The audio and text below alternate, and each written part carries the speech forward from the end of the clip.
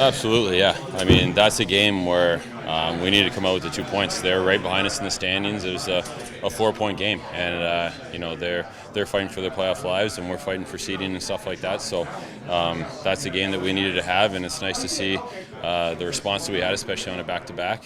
The jump that we had, and you know, the like having each other's backs and that kind of thing in certain situations and times of the game. So it's nice to see all that in a game like that, and it's a good indication of where we're at as a team moving forward. Jimmy talked about kind of resetting the mentality of the group coming out of the break. It's now been 15, 20 games. What's your 10,000-foot observation of kind of where this team is at heading into the stretch run? I think we're right where we need to be right now. Our game looks good. There's obviously things that you can tweak here and there from game to game, but obviously we've tightened it up defensively.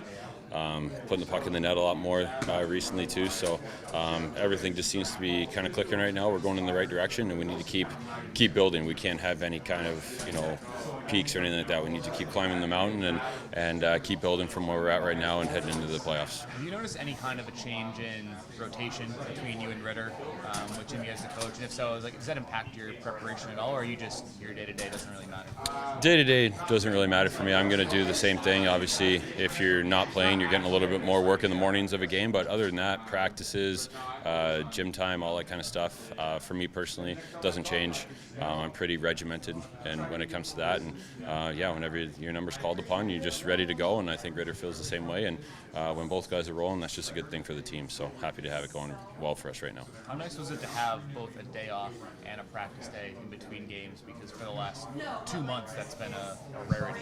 Yeah, it's really nice to get that in. Obviously, we haven't practiced a lot as a team, so it gives us a chance to work on a few things, build upon what we've already built since the break, and just keep adding things to our repertoire as a team. So nice to get that rest, and then a work day today, and a big game again tomorrow.